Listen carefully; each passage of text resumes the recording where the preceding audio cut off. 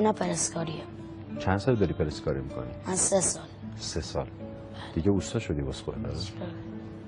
الان دقیقاً 12 یا 13 سالته؟ 13 سال. بقیه خواهر برادر تو خونه؟ بیکارن دیگه. یه آبجی هم دارم، اونم خیاطی میره، میخواد جایزیه‌اش رو دست بره. میره واسه خودش کار میکنه، جایزیه عروسی شده. چند سالشه؟ 15 16 17 اینا میشه. پس از الان شروع کرده برای اینکه جایزیه. بله.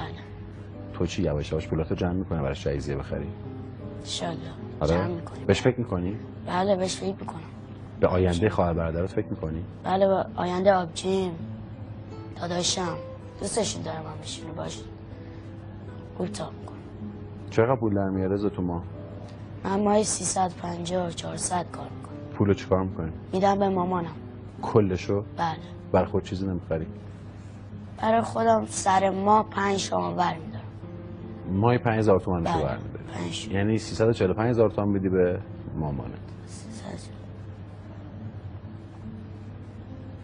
تو چیکار میکنی؟ من دستمال میفروشم. فقط دستمال میفروشی؟ آره؟ تو نواب ها؟ تو چی رضا؟ رضای 2 دیگه، قولمون این بود رضای 2 رضا 2. رضا 2 چند تا خواهر برادری؟ 7. 7 تا خواهر برادری.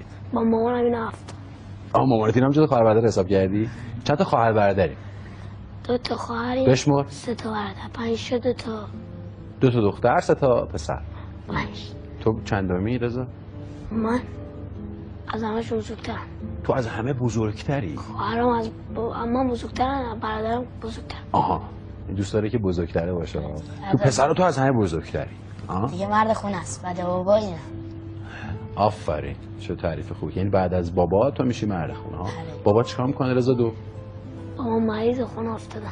تو خونه است. یعنی الان کیا کار میکنن تو خونه شما؟ من خودم. فقط تو کار میکنی؟ یعنی خواهر برادر هیچ کدوم کار نمیکنن؟ اونم شوهر کرد. شوهر کردن؟ رفتن. آها. آبجیاش فقط شوهر کردن، داداش دارن. شما خوب با هم دیگه دارین. رفیقیم با؟ رفیقیم، بغل از خونه همسایه‌ایم. رفیق خوبی ما با هم دیگه. جدی؟ بله. تو کوچیک‌تر رضا یکی آره؟ چقدر کوچیک‌تری رضا؟ 1 سال کوچیک‌تر. تو چقدر کاسبی رضا؟ من درآمدی 50 تومن پول دستمال میدم، 50 تومن سود. 50 می‌خری 100 می‌فروشی یعنی؟ تو ماه مثلا چقدر کاسبی می‌کنی؟ تو ماه مثلا چقدر پول داری؟ من مثلا یه روز میرم در روز نمیرم. من بعد میرم مدرسه. آها، خب موضوع مهمی پیش اومد الان. مدرسه هم پس تو میری؟ کجا میری مدرسه؟ خانم خانه ایرانی جمعیت امام علی. هممون میریم. الان میرید اونجا؟ بله. یعنی تو مثلا یه روز میرم واسه مامانم اینو خرید میرم مدرسه. دیگه تا 5 روز دیگه نمیرم. تو الان کلاس چندم؟ من اولم. اوله؟ ابتدایی. یعنی تو چند سال اصلا درس این مدرسه نمیره، یه جایی هست به اسم خانه. آره میدونم، یعنی چند سال تو درس نمیخوندی ها؟ نه اصلا.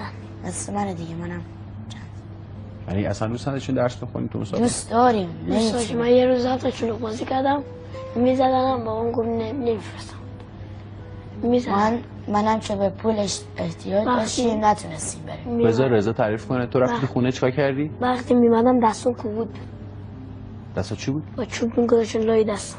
ای بابا دیگه حالا اینا رو ولش کن، اینا رو تعریف نکن. که نری مدرسه که بری کار کنی؟ بابام گفت نرو. اون میزنن نرو. دیدم بعد 1 سال 2 سال دیگه این واسه اینجا اومدیم. من نفهمیدم چوباری کی لای انگشت تو میذاشت؟ چوباری کی میذاشت لای انگشت؟ خانوم کیه؟ تو مدرسه. تو مدرسه؟ من فکرم تو خونه رو میگی، یعنی معلمتون؟ آره. چوب میگذاشت لای دست. جدی داری میگی اینو؟ چرا؟ شلوغ بازی میکردیم. آها شلوغ بازی میکردی؟ پس هنوز رسمه هست یه جایی هنوز تو کشور ما. من فکر مال ما بود. اینجا نمیره، بعد میرم اینجا. آها. بعد تو گفتی تو خونه بابات دوست داشت بره درس بخونی یا دوست نداشت؟ دوست داشت بخونه، من میزدنم نرفت. یعنی تو انقدر مظلومی رضا؟ بهت نمیخوره؟ رضا یک بهش میخوره انقدر مظلوم باشه؟ نه. نمیخوره. قبول داری؟ بله قبول دارم. تو کلاس چندمی رضا الان؟ من کلاس 4 مدرسه دیگه ترک کردم. الان دیگه درس نمی‌خونی؟ هنوز داری می‌خونی دیگه البته الان؟ بله جای خانه. خب داری میری الان درس می‌خونی در واقع. جمعه فقط میتونم برم. فقط جمعه درس می‌خونی. رضا تو هم فقط جمعه میری؟ من نه هر روز میرم. تو هر روز میری. بعد کیا پس میری سر چهارراه دستمال فروشی؟ من مثلا یه روز میرم 10 روز نمیرم. خرجشون رو میارم نمیرم. چرا مدل شبیه چیزاست؟ بچه پولداراست که خیلی یه روز میری دیگه نمیری در روز؟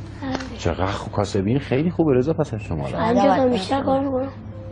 آها. میگه روز 50 کار میکنم. عجب کاسبیه. جدی؟ من که ندیدم روز 50 کار کنم ولی خودش میگه. روزی 50,000 تومان رضا؟ بابا خدا بده برکت. خیلی خوب.